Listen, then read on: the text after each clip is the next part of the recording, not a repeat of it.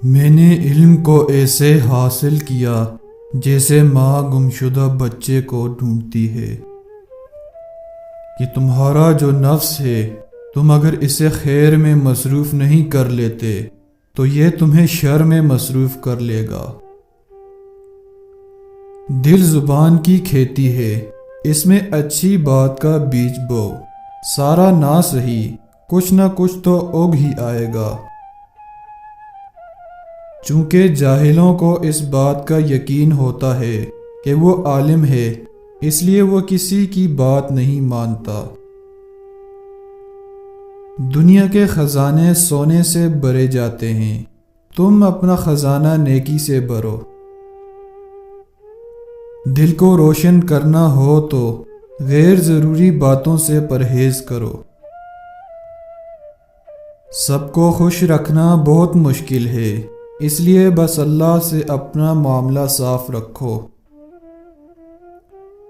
انسانوں کو قابو میں رکھنا جانوروں کو قابو میں رکھنے سے کہیں زیادہ مشکل ہے۔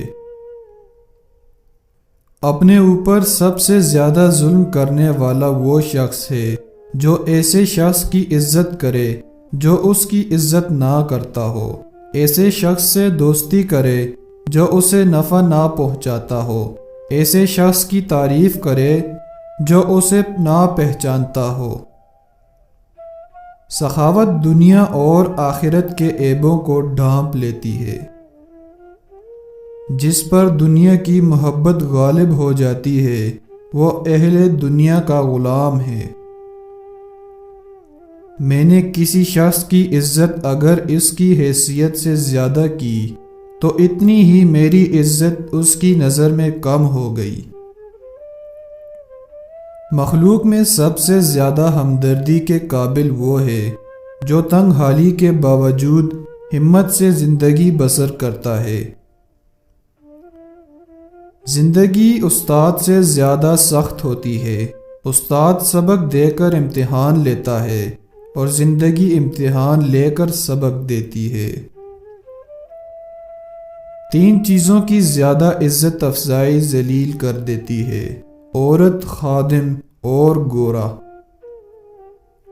عالم کے لیے سب سے بڑا عیب یہ ہے کہ وہ اس چیز میں دلچسپی لے جس سے خدا نے منع کیا ہے اور اس چیز سے بیزاری دکھائے جس کا خدا نے حکم دیا ہے۔ جو غصے کی بات پر قابو نہ کرے وہ گدھا ہے، اور جو منانے پر نہ مانے وہ شیطان ہے۔ آپ کے اخلاق کی قدر بھی لوگ اس وقت کریں گے جب آپ کے پاس دولت اور طاقت ہوگی۔ غریب کتنا ہی خوش اخلاق کیوں نہ ہو، لوگ اس کے اخلاق کو اس کی کمزوری سمجھتے ہیں۔ حضرت امام شافعی رحمۃ اللہ علیہ فرماتے ہیں، اس شخص سے ہرگز محبت مت کرو جو اللہ سے محبت نہیں کرتا، کیونکہ جو خدا کو چھوڑ سکتا ہے وہ تمہیں بھی چھوڑ سکتا ہے۔